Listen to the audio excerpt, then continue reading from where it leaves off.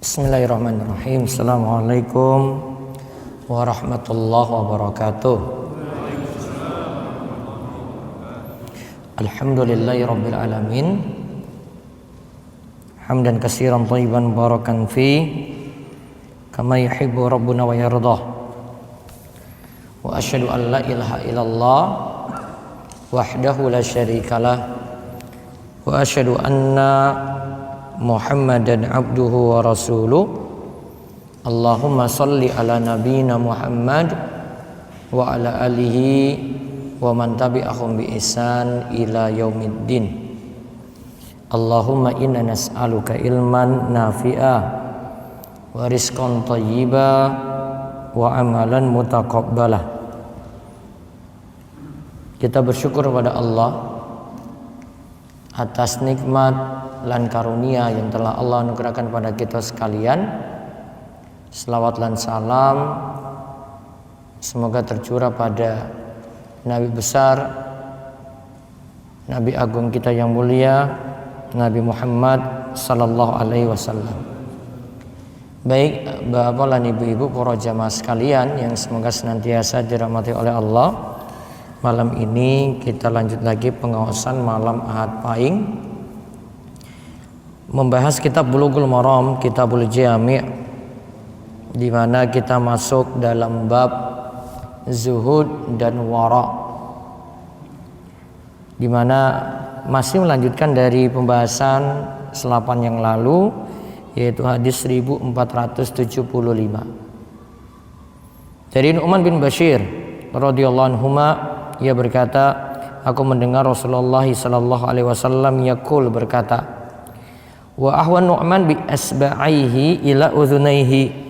Nu'man itu masukkan jarinya ke dalam dua telinganya.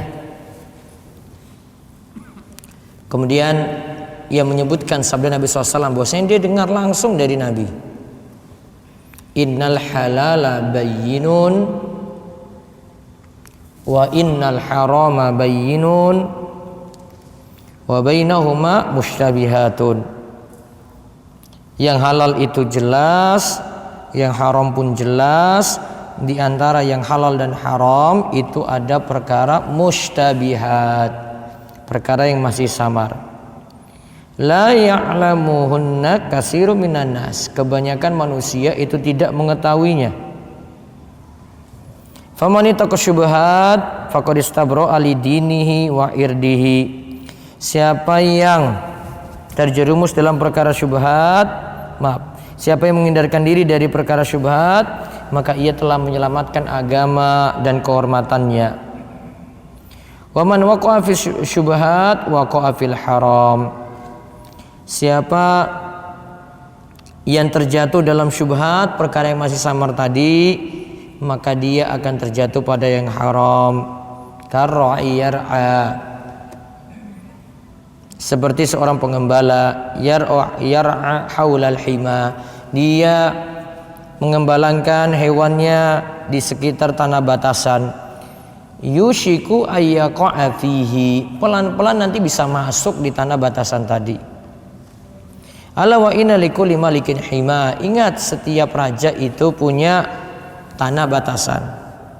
Ala wa inna himallahi maharimuhu, dan ingatlah bahwasanya batasan Allah itu perkara-perkara yang diharamkan.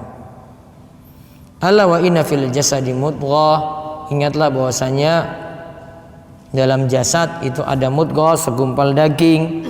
Idza salahat salahal jasadu kullu, jika segumpal daging tadi itu baik maka seluruh anggota tubuh itu akan ikut baik. Wa idza fasadat fasadal jasadu kullu, dan jika segumpal daging tadi itu rusak maka yang lainnya pun akan ikut rusak. Wa hiya al-qalbu, ingatlah segumpal daging itu hati atau jantung.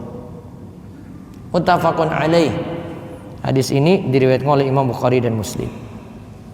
Nah, kesempatan sebelumnya kita sudah lihat faedah pertama itu Nu'man bin Bashir dengar langsung hadis ini dari Nabi Shallallahu Alaihi Wasallam. Padahal Nu'man saat mendengarnya dia baru usia tamyiz, belum balik. Tamyiz itu orang yang atau anak yang sudah mengetahui baik buruk. Kalau kaitannya dengan sholat, sudah bisa sholat lah. Kalau kaitannya dengan azan, dia sudah bisa azan. Walaupun secara tanda balik dia belum dapati. Nu'man sudah tamyiz, dia nyampaikan hadis ketika dia itu balik, maka hadisnya diterima. Hadis Nu'man itu diterima. Kesimpulannya faedah satu yang kita sudah bahas seperti itu. Kemudian faedah yang kedua, yang halal itu jelas. Maksudnya kita tidak butuh banyak tambahan-tambahan penjelasan lagi. Ada di sini kalau contohkan, kata Syekh Abdullah Fauzan, contoh makanan yang halal sudah jelas. Minuman yang masuk minuman juga sudah jelas. Pakaian juga demikian. Hukum asalnya itu halal dan boleh kita pakai. Allah juga katakan wa ahalallahul bai'a. Allah itu menghalalkan jual beli, wa harramar riba, dan mengharamkan riba. Jual beli apapun selama tidak ada pelanggaran boleh. Namun kalau ada kezaliman, ada penipuan, pengelabuan, gharar, ada riba, jual beli seperti ini tidak dibolehkan walaupun sudah saling ridha.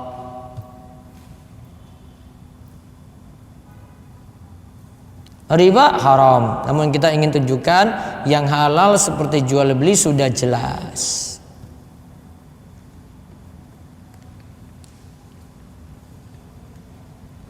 Apa yang dimaksud dengan jual beli? Kata para ulama, jual beli itu adalah mubadalatul mal bil mal, tamlikan atau tamallukan. Seperti kata Imam Ibnu Qudamah dalam kitabnya Al-Mughni. Yang namanya jual beli, istilah Arabnya itu bai', itu adalah menukar barang dengan barang atau harta dengan harta, tujuannya untuk dimiliki atau dikuasai. Apa tadi? Menukar barang dengan barang atau harta dengan harta.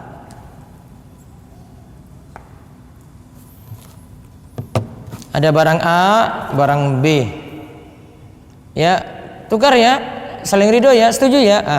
Jalan, sudah berpindah. Gak mesti pakai uang. Kambing dengan kambing. Oh, kamu punya kambing putih, saya punya kambing hitam. Tukar. Dimiliki, berpindah berarti. Itu namanya jual beli. Berarti barter masuk jual beli atau tidak? Masuk. Dalam aturan jual beli yang dipersyaratkan sangat ketat itu kalau penukaran barang-barang ribawi. Penukaran barang ribawi aturannya super ketat. Emas, perak, gandum halus, gandum kasar, kurma, garam. Apa tadi? Emas, perak, gandum halus, gandum kasar, kurma, garam. 6 ya. Jika emas ditukar dengan emas, dibarter dengan emas, nah penukarannya ada syarat. Itu akan berbeda kalau satu motor ditukar dengan satu motor. syaratnya bebas, saling ridho. Namun kalau emas dibarter dengan emas, syaratnya mislan bi mislin, yadan biyadin. Yang pertama jumlah harus sama. Yang kedua yadan biyadin. Yad bi yad. Tidak boleh tertunda. Barangmu mana? Tek. Gak boleh ada emas ini tukar dengan emas ini, emas yang satu besok, yang emas yang saat ini sekarang gitu, enggak. Itu enggak yadan biyadin. Makanya diingat saja, penukaran yang lebih berat itu pada barang ribawi. Selain dari itu penukarannya bebas. Satu motor ditukar dengan dua motor enggak masalah. Motor yang pertama hari ini, motor dua motor tadi 3 hari lagi, enggak masalah. Bukan barang ribawi. Namun kalau barang ribawi disyaratkan harus ditukar dengan 2 syarat kalau sejenis. Mislan bi mislin, yadan bi yadin. Jumlahnya harus sama. Syarat yang kedua apa tadi? Yadan biyadin. Apa yadan biyadin? Tidak boleh ada yang tertunda.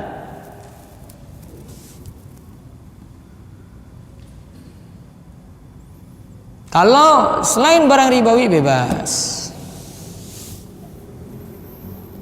Ingat saya pengertian jual beli tadi ya, penukaran ya suatu harta dengan harta yang lain, tujuannya untuk dimiliki atau dikuasai. Berarti pesan barang online COD. Apa COD? Langsung bayar tempat toh? Oh, tak pesan. Oh mas, oh nasi ayam. Segera ya mas ya. Oh ya siap. Pesan, dia beli di warung, terus dia bawa tek depan rumah langsung. Berapa mas habisnya? 20.000 pak. Langsung bayar. Tek. Sah atau tidak? Apa yang terjadi tadi? Tukar menukar apa tadi? Nasi tadi kan? Dengan apa? Uang. Barang ribawi bukan? Uang dengan makanan. Sudah beda itu barang. Sudah beda kelompok lagi. Maka telat tidak masalah. Berarti boleh atau tidak? Boleh. Nah, itu namanya jual beli.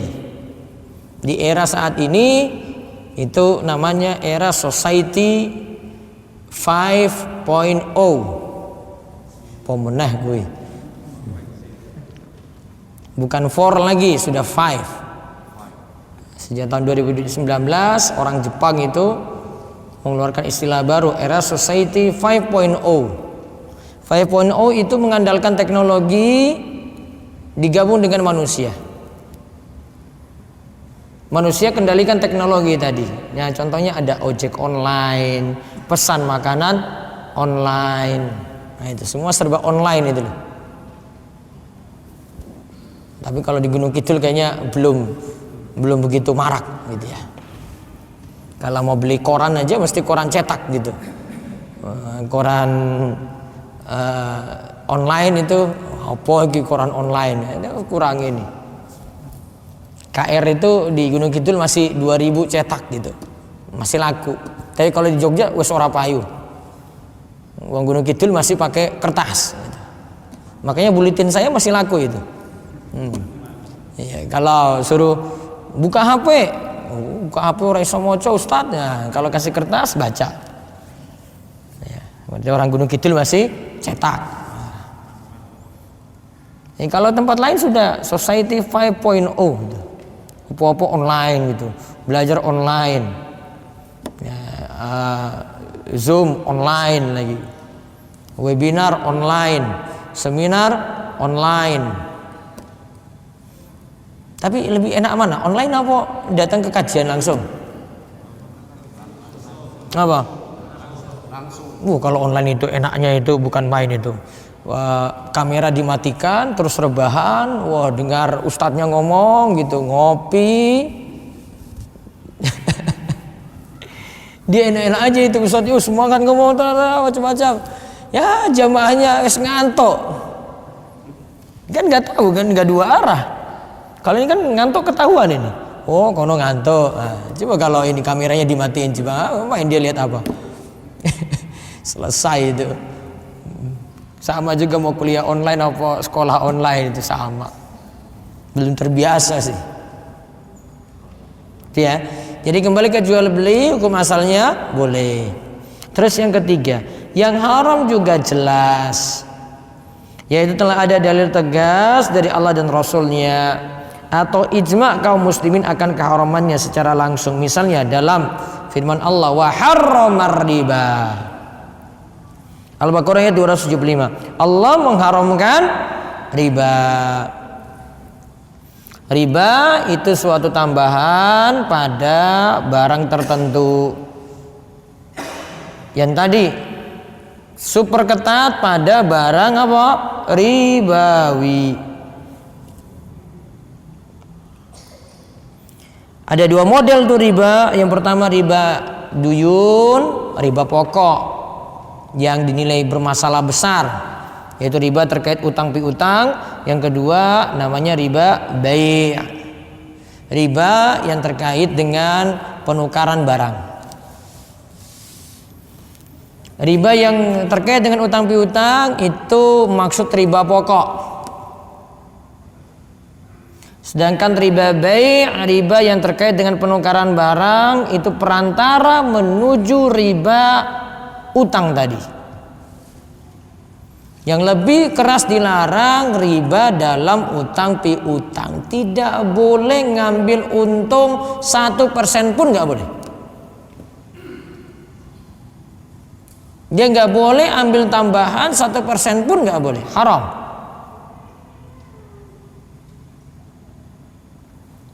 Kecuali dari pihak si peminjam. Nggak ada jalan lain, darurat dia harus pinjam. Oh ini mau operasi ini, nggak ada jalan lain. Oh bisanya mau operasi gimana? Pinjam riba. Darurat. Ingat ya, paham darurat nih? Darurat itu bukan beli HP berarti. Kalau beli HP itu ada HP keluaran baru, terus sudah di depan toko sudah beritahu nih, kalau pakai kartu kredit ini biayanya sekian. Nah itu nggak darurat. Karena kalau dia beli HP masih bisa didapat yang lebih murah lagi, itu nggak perlu utang. Ustaz saya nggak punya uang, ya sudah nggak usah beli HP. Kelar, selesai. Ustaz uang saya cuma 1 juta saja. Ada HP 1 juta nggak? Ada atau tidak? Ada? Bisa telepon? WA-an masih bisa? Berarti beli yang 1 juta. Nggak usah gaya sampai beli yang 10 juta gitu. Uang mampu nih 1 juta kok. Bukan darurat kan? Bukan. Tadi saya bilang ribanya dalam utang piutang darurat gitu. Dari pihak si peminjam, bukan yang meminjamkan. Kalau yang meminjamkan secara mutlak 1% pun dia tidak boleh narik untung. Saya pinjamkan uang 1 juta. Ustaz saya cuma ambil 10.000 saja. Nggak boleh 10.000 saja. Utang piutang ya, nggak boleh secara mutlak. Ustaz 1.000 aja uang infak Ustaz. Nggak boleh. 1.000 dari 1 juta itu nggak boleh.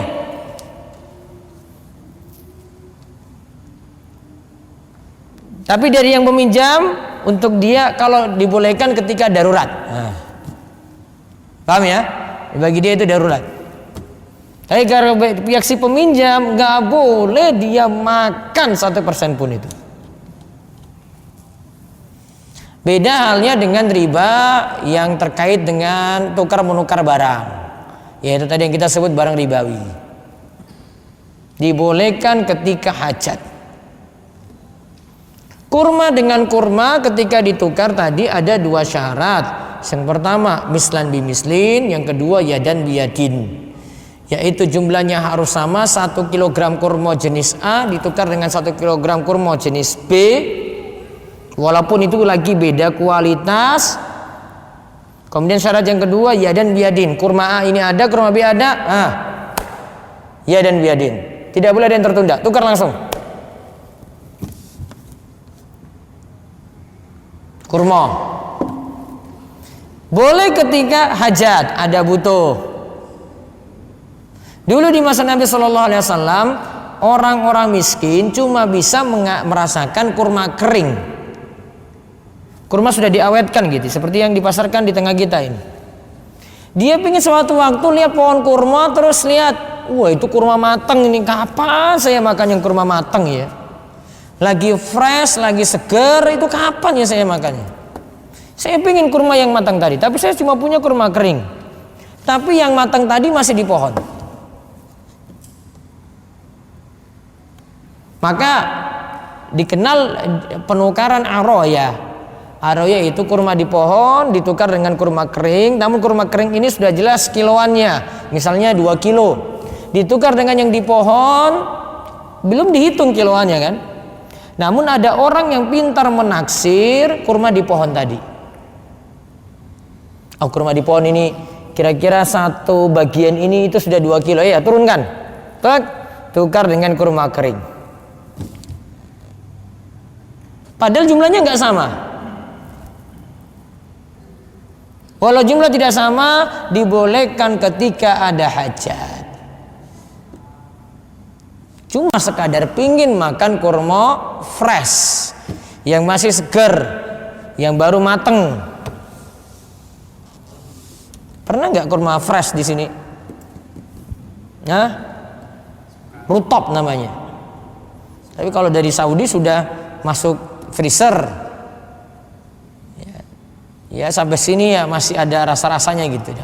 Nah itu kurma rutop itu masih fresh. Dibolehkan ketika cuma pingin saya pingin kurma fresh tadi. Saya punya kurma kering ditukar, padahal jumlah nggak sama. Yang penting ada yang pintar menaksir. Oh ini 2 kilo itu segini, diturunkan, tukar dengan 2 kilo kurma kering. Boleh, karena ada hajat, cuma sekadar pingin, walaupun belum darurat. Kalau darurat itu tidak dipenuhi, bisa mati gitu. Namun kalau hajat tidak dipenuhi, ya cuma sekedar keinginannya saja tidak tersampaikan.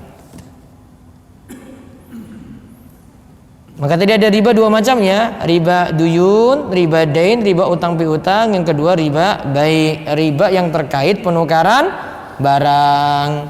Yang riba yang pokok yang dilarang itu adalah riba utang piutang. Sedangkan riba bai, riba jual beli atau penukaran barang dibolehkan ketika hajat. Namun asalnya tetap haram.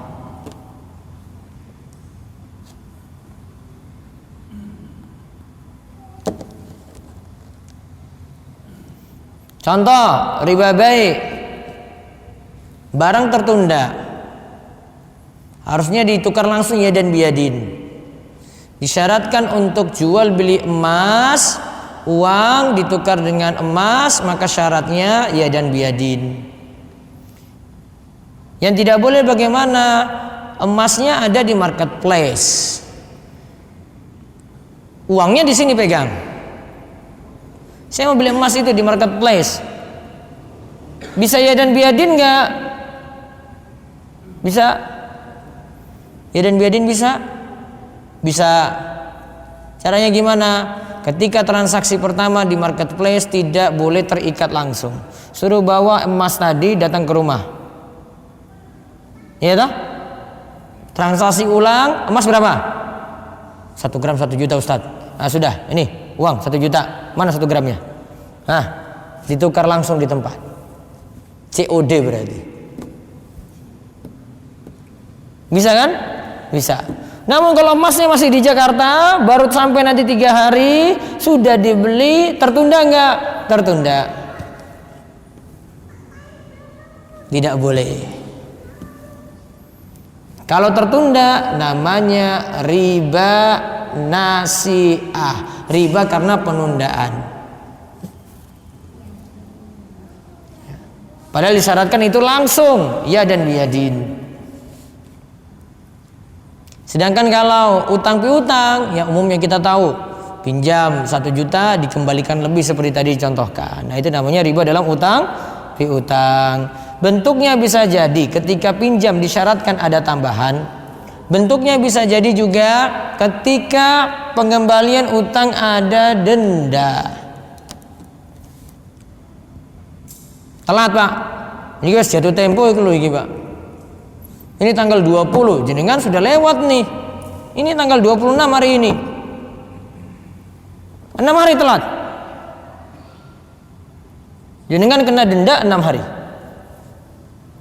Kalau ada tambahan karena denda, karena ada tambahan waktu, maka dihukumi riba.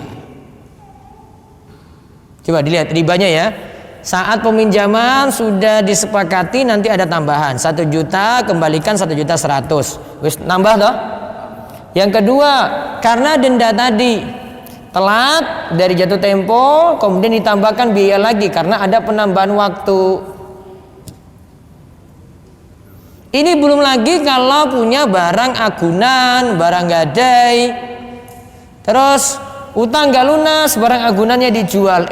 Dijual sudah dapat untung, pihak yang jual, yang minjamin tadi nggak kembalikan untuk uang sisa, tambahan lagi berarti. Berarti ribanya berapa kali itu? Coba pas minjam, terus nambah toh? Terus denda, nambah lagi toh? Agunan dijual, nggak dikembalikan sisanya, nambah lagi toh? Nambah, wis pirang-pirang coba lihat nih Pak. Kalau riba di zaman jahiliyah cuma satu macam saja, yaitu saat pengembalian tepat waktu tidak ada tambahan. 1 juta ya dibalik ke 1 juta. Namun ketika telat baru dikasih. Kamu mau bayar sekarang atau kena riba? Ya sudahlah, gimana lagi? Saya nggak bisa bayar. Kalau gitu kamu kena riba.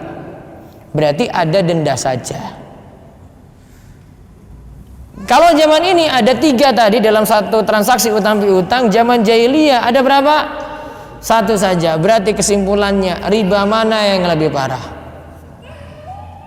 Riba tahun 2020 atau riba zaman jahiliyah? Riba tahun 2020 lebih parah. Utangnya lebih banyak orang jahiliyah apa saiki? 2020? Ya, lebih banyak lagi sekarang. Berarti kena riba semuanya. Nah, terus yang haramnya jelas lagi, khamar, zina dulu, zina, minum khamar, bangkai hewan yang mati ya, tanpa jalan penyembelihan, babi haram seluruh tubuhnya, dagingnya dan jeroannya, macam-macamnya. Menikah yang masih punya hubungan mahram. Kok nikah dengan saudara kandung sendiri? Nah, haram.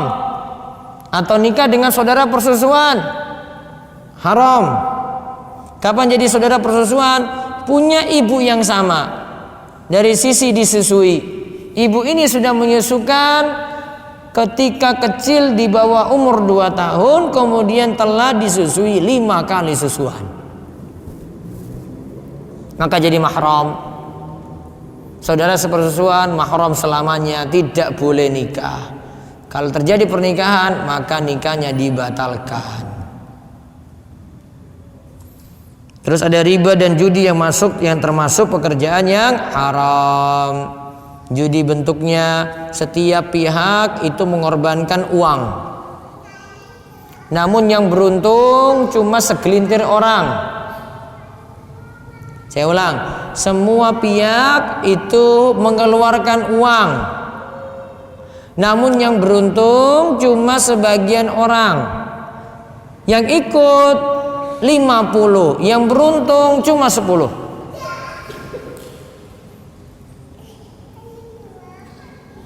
Atau bentuknya dua pihak, hak yang lainnya itu diambil. Misalnya, yang kalah bayar lapangan. Apa tadi? Yang kalah bayar lapangan. Kan sebenarnya dua-duanya mau nyumbang kan? Tapi kamu kalah ya, bayar tuh. Judi enggak? Judi. Atau tadi banyak 100, 50, yang diambil berapa? 10. 10 beruntung, yang 40 buntung. Ini namanya qimar, judi. Walaupun dengan wujud macam-macam. Ya, dengan wujud macam-macam. Bisa jadi wujudnya dengan undian berhadiah. Setiap yang ikut bayar pendaftaran. Hadiahnya diambil dari uang pendaftaran tadi. Sekarang itu di akhir tahun ada undian akhir tahun. Bulan lalu kalau belanja itu dikasih kupon. Kuponnya diisi kemudian dimasukin dalam kotak. Judi atau tidak? Judi atau tidak? Boleh dimanfaatin nggak? Hadiahnya mobil merek A, harga 100 juta. Judi nggak? Judi nggak? Tergantung. Harga barang naik atau tidak. Kalau harganya normal, beli sabun misalnya 30.000, ada undian berhadiah tadi tetap 30.000. Berarti dari pihak toko mau mengeluarkan dari kantongnya sendiri untuk bagi-bagi hadiah. Kalau keadaannya seperti ini, dapat mobil, boleh nggak dimanfaatin? Boleh, Anda beruntung. Ya kan? Namun kalau tadi harganya dinaikkan, kalau tidak ada undian itu 30.000 loh saya tahu. Namun ketika ada ini dinaikkan 2.000, semua barang naik gitu. Yang lebihnya tadi dipakai untuk undian, untuk hadiah. Judi atau tidak? Judi. Umumnya yang pertama apa yang kedua? Yang pertama. Berarti tidak masalah. Itu judi ya. Nah, yang jelas, yang haram itu jelas, yang halal juga jelas. Sekarang lihat faedah nomor 4. Perkara mustabihat adalah perkara antara halal dan haram yang masih diragukan. Perkara ini tidak diketahui kebanyakan manusia antara halal dan haramnya. Hadis ini bukan maksudnya kebanyakan dari manusia tidak mengetahui kalau perkara ini mustabihat. Karena ada yang tahu, Pak. Tetap ada yang tahu. Mungkin orang yang tidak belajar dia tidak tahu itu, tapi tetap ada yang mengetahui. Mengenal hukum masalah ini bisa saja, tetapi hanya sedikit dari manusia yang mengetahuinya, yaitu dari kalangan mujtahid, ahli ijtihad. Yang tidak mengetahui perkara mustabihat ini ada dua kelompok. Yang pertama yang tawakuf, berdiam diri karena tidak mengetahui hukumnya. Yang kedua yang meyakini tetapi tidak sesuai kenyataan. Nah, seorang mujtahid, ahli ijtihad juga bisa jadi masih samar atau ishtibah tentang dalil tanpa bisa menguatkan antara dua dalil. Jadi ada orang yang tahu dalil namun dia tidak bisa putuskan hukum, maka dia bilangnya sudahlah, baiknya ditinggalkan saja. Namun ada orang yang bisa kompromikan dalil, paham masalah, terus dia pahami dalil dengan baik, akhirnya bisa putuskan baik juga.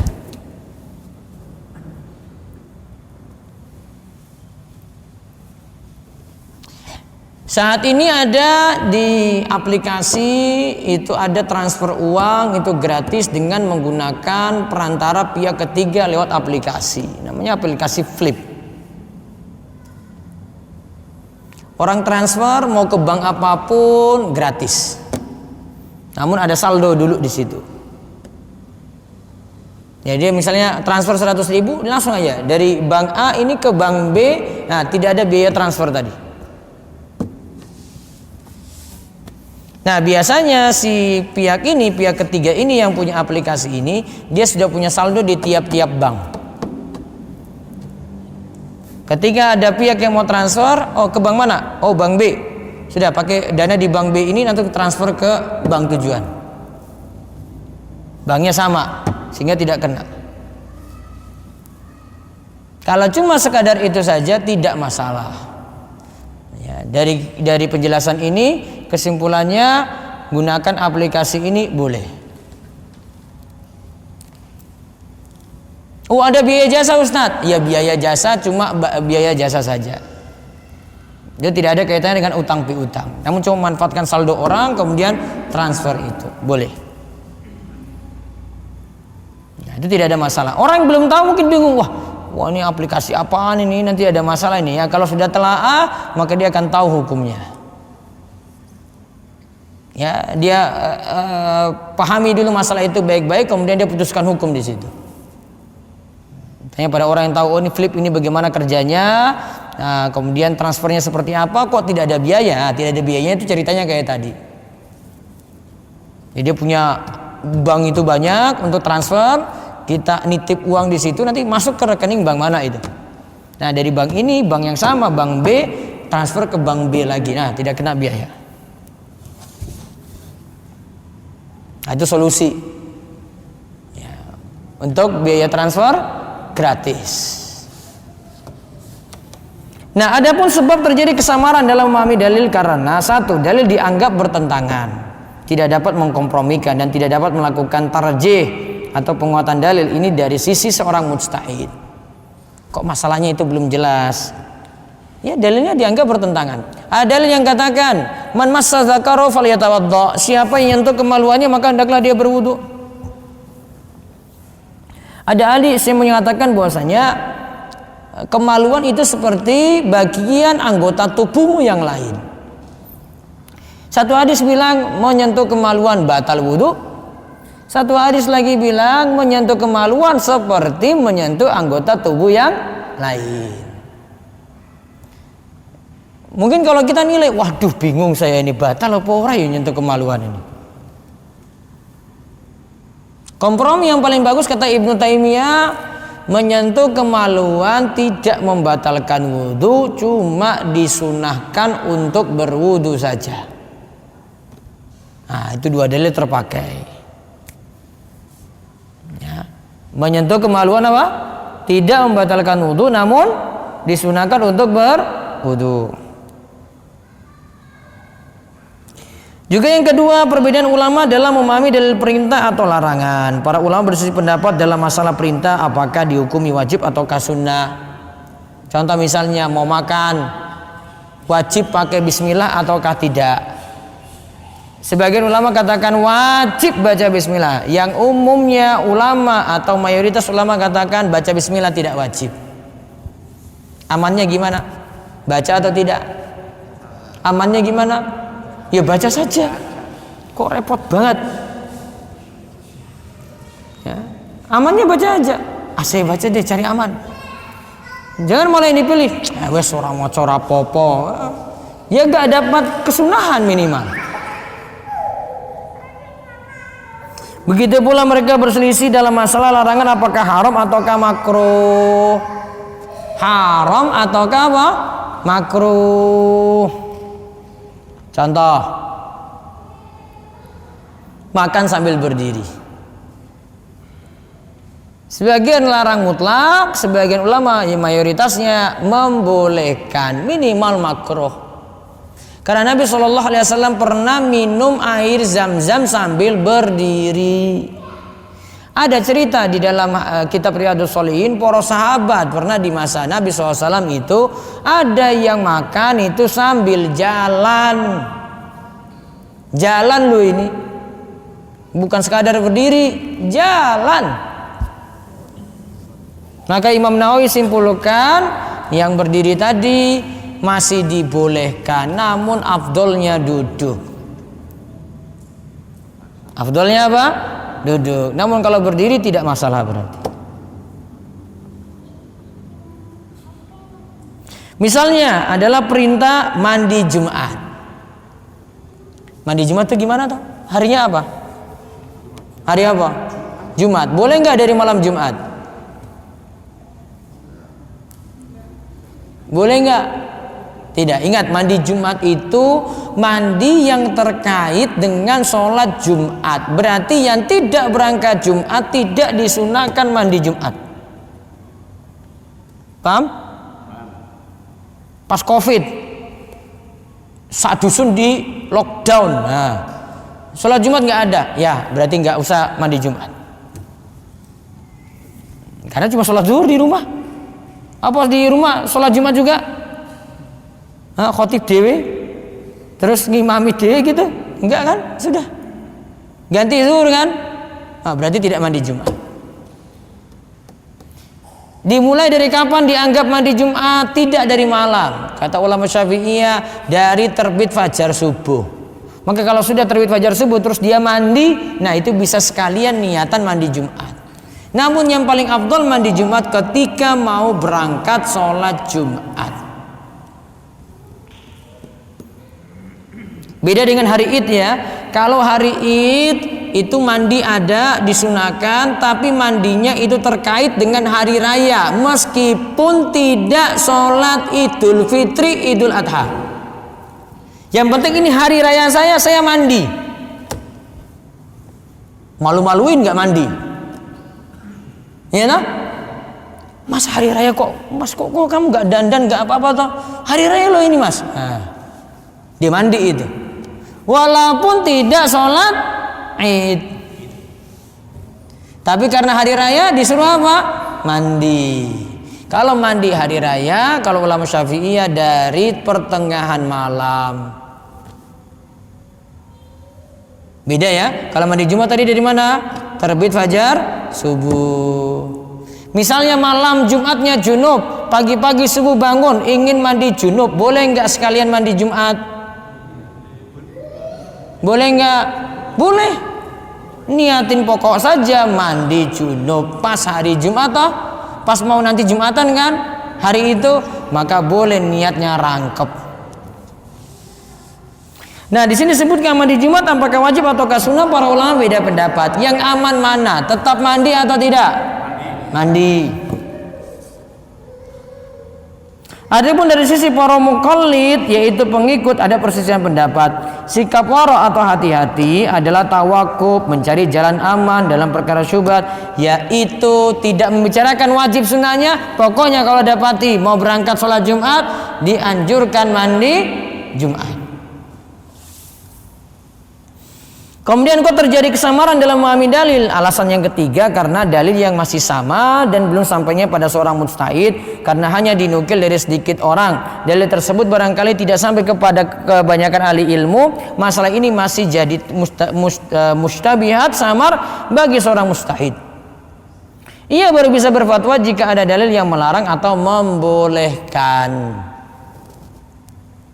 Nah, berarti ada dalil yang belum sampai pada sebagian ulama, sehingga hukum itu berbeda. Ada yang katakan halal, ada yang katakan haram. Terus faedah yang kelima, siapa yang menjadi syubhat dan membatasi diri, ia telah menjaga diri dan kehormatannya. Yang keenam, siapa yang terjerumus dalam yang syubhat, maka ia akan terjerumus dalam yang haram tanpa ia sadari. Siapa yang terjerumus dalam yang syubhat karena menganggap remeh, akhirnya ia dengan sengaja terjatuh dalam yang haram. Maka yang syubhat yang masih samar kita cari aman. Oh, kok ini mandi Jumat wajib apa sunnah? Ya sudah, mandi saja. Makan dengan tangan kiri baiknya apa ya? Ya sudah, makan dengan tangan bagus saja, tangan kanan. Mau makan baca bismillah atau tidak ya? Baiknya apa? Baca bismillah, cari aman. Yang ketujuh, sebagaimana ada pengembala yang menggembalakan ternaknya di sekitar tanah larangan yang hampir menjerumuskannya, maksudnya yang banyak terjerumus dalam syubhat, lama kelamaan ia akan melakukan yang haram, akhirnya ia mendapat hukum lantaran itu. Faedah ke-8, syariat ini dibagi menjadi perkara halal, haram, atau syubhat dan syubhat. Terus faedah ke-9, perkara syubhat itu tetap ada yang mengetahui, yaitu para ulama mujtahidin, karena mereka memiliki ilmu yang berlebih. Adapun untuk para muqallid, kayak kita orang awam, ya, hanya jadi pengikut. Ia hanya mengikuti orang yang berilmu, yang lebih berilmu dan yang lebih wara. Pemilihan seperti ini akan lebih dekat pada kebenaran. Maka kalau orang awam jangan pakai perasaan dia milih pendapat, tanya pada orang berilmu. Karena orang berilmu yang lebih tahu masalah hukum. Jangan pakai perasaan. Kalau pakai perasaan ya semau dia.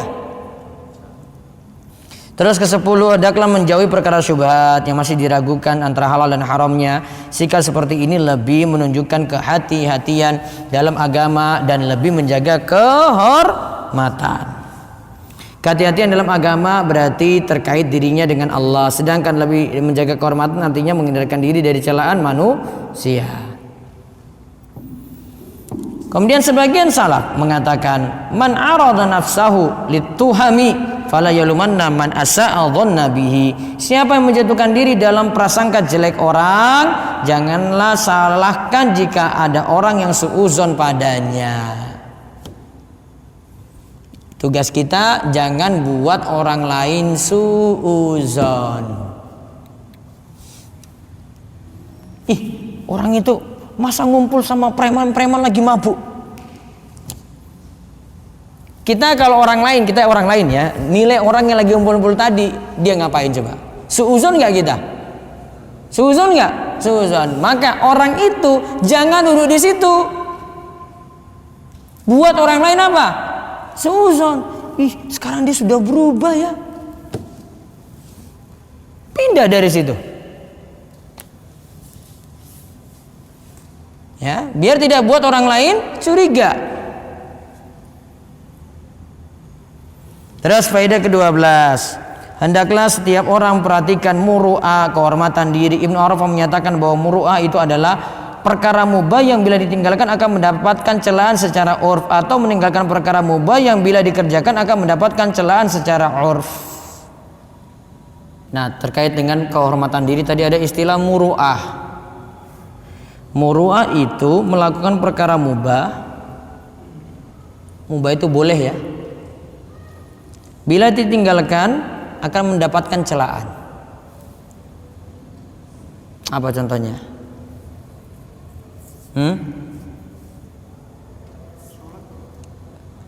Perkara mubah dulu. Sholat ibadah sudah mudah. Kita kumpul-kumpul RT. Mubah enggak? Boleh toh? Boleh. Kalau enggak hadir, ada celaan enggak? Diomongkan enggak? Hah? Ada. Dia itu nggak pernah ngumpul-ngumpul, sombong tenan dia itu. Nah, kalau masyarakat kita nganggap itu tidak baik secara urf, maka itu namanya tidak menjaga muru'ah, tidak menjaga kehormatan dirinya. Kalau dalam ibadah contohnya gini, ini pakai pecis nih. Nah. Mubah nggak? Mubah. Coba kalau ada imam, kalau tempat kita nggak pakai pecis, apa yang terjadi? Waduh mas, kok jenengan orang berpecis toh? Niki ngangge pecis kalau mau mas, niki mas. Nah, jenengan imam mau mas, tapi ini pecis nggak ada. Pakai pecis saya aja. Berarti perkara mubah ketika tidak dilakukan ada yang komentarin lah, iya kan? Nah, maka berarti baiknya pakai apa? Pecis. Tuh. Orang nilainya beda. Itu namanya dia perhatikan kehormatan diri. Ya, kadang cuma masalah remeh-temeh tadi apa? Ngumpul. Contoh lagi, misalnya masuk ke suatu tempat itu di desa.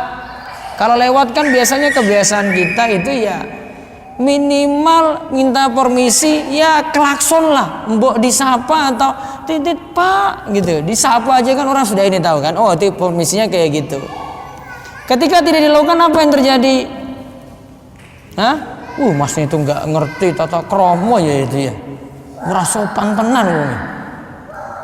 Dibicarakan kan? Dibicarakan jelek. Berarti dia tidak memperhatikan muru'ah. Paham ini? Muru'ah paham? Ya. Perkaranya kalau mau tanya dalil nggak ada. Tapi orang tahu. Kamu harus tahu diri gitu. Kayak gini loh. Ya, harus tahu. Gitu ya. Atau meninggalkan perkara mubah yang bila dikerjakan akan mendapatkan celaan secara urf. Meninggalkan perkara mubah, apa contohnya? Dia tinggalkan, tapi nanti dia akan dapat celaan juga kalau dia tinggalkan. Nggak rewang, kerja bakti, ya kan? Tuh nggak ada yang tertulis, tuh nggak ada. Pos kamling itu nggak tertulis mungkin, tapi pasti ada celaan saja, pasti ada omongan saja, pasti ada komentar saja. Nah berarti lakukan itu, sederhana. Terus kita lihat ke-13, pentingnya urusan hati. Kita harus memperbaiki keadaan hati. Jika hati baik, segala sesuatu akan baik. Jika hati rusak, yang lainnya akan ikut rusak. Hati yang baik adalah dengan cinta dan rasa takut kepada Allah. Ke-14, baiknya batin menunjukkan baiknya lahiriah. Jeleknya batin menunjukkan jeleknya lahiriah. Jadi awalnya itu hati nih. Hati ini jadi rasunnya, jadi pusatnya, kepalanya. Yang lainnya ngikut. Hati baik maka yang lainnya akan ikut baik. Hati rusak maka yang lainnya akan ikut rusak. Terus ke-15, di antara jalan sampainya ilmu adalah dengan memberikan permisalan dan contoh. Karena tadi Nabi sebutkan contoh dengan penggembala, dekati tanah batasan gitu. Ke-16, bentuk zuhud dan wara' adalah menjauhi perkara syubhat, mencukupkan dengan yang halal dan menjauhi yang haram. Wallahu a'lam bishawab. Mudah-mudahan manfaat. Baik, ada pertanyaan? Satu saja? Dua? Silakan. Gih.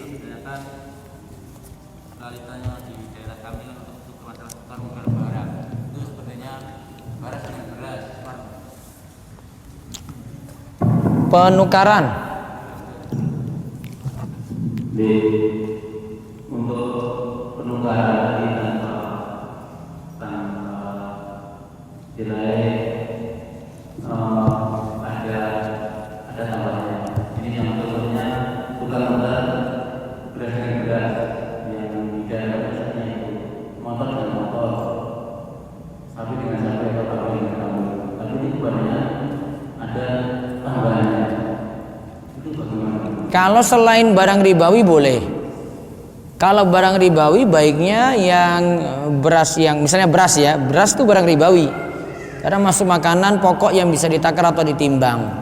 Maka kalau ingin dapat beras yang bagus, beras yang jelek dijual dulu, dapat uang kemudian beli beras yang bagus. Iya. Namun kalau sapi dengan sapi langsung nambah saja, kambing dengan kambing nambah saja, motor ya, ijulan motor langsung nambah saja, nggak perlu dijual dulu, karena bukan barang ribawi. Ya, yang diperketat tadi barang ribawi. Nggih, Pak Kartijo. Waalaikumsalam warahmatullahi wabarakatuh.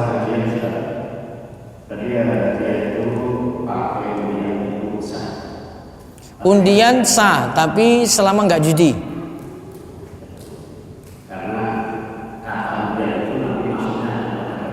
Belum tentu. Door prize ngundi, Pak. Tergantung. Ada urunan peserta enggak? Gini, semua jamaah ini ada 50 ya. Semua ini saya kasih kupon. Tak kocok. Ya, kocok. Ada sumbangan enggak? Enggak, gratisan kok. Ya. Dikocok. Nomor 10. Saya Ustaz.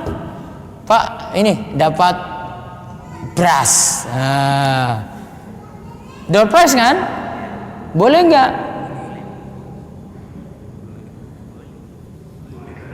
Boleh. Kecuali jenengan harus urunan. Boleh dapat door prize ini, tapi satu orang 10.000 untuk beli hadiah. Ya judi. Undian asalnya dirinci, Pak. Undian boleh-boleh saja. Arisan itu dikocok Pak Kartijo. Iya nah? 20 orang ikut, tetap semuanya dapat giliran, tapi kan nunggu ngantri. 20 satu orang dapat berarti sisa 19 dikocok lagi, satu dapat lagi sisa 18 dikocok lagi. Gitu kan? Waalaikumsalam warahmatullahi wabarakatuh. Cukup? Ya, ini terakhir ya.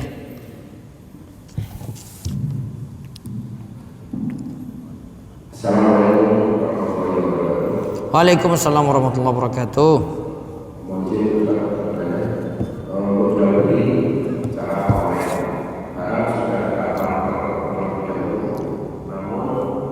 Waalaikumsalam.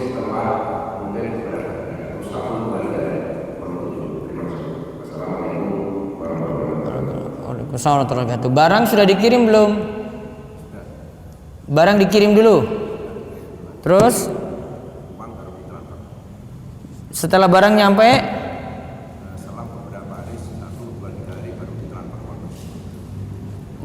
tunggu barang nyampe dulu. Barang sudah nyampe baru transfer. Gitu. Berarti barang ketika sudah nyampe, yang pihak yang belum bayar berarti berutang. Iya kan? Nah, tidak masalah. Yang tidak boleh utang sama utang. Kalau ini barang sudah nyampe baru bayar. Sudah ada kesepakatan. Tidak masalah. Ini tadi satu lagi mana? Ini Pak. Waalaikumsalam warahmatullahi wabarakatuh.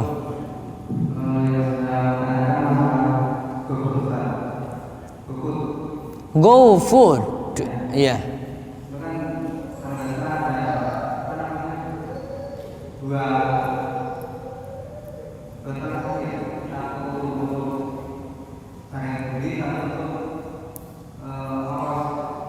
Ya. Ini tanya untuk si penjual apa si pembeli? Ini tanya dari sisi si penjual apa si pembeli? Kalau sisi penjual boleh, karena dia tidak ambil pusing dengan cara bayar si pembeli bagaimana. Namun kalau dari sisi pembeli dibolehkan karena hajat kebutuhan. Dibolehkan karena hajat atau kebutuhan. Sebenarnya yang terjadi itu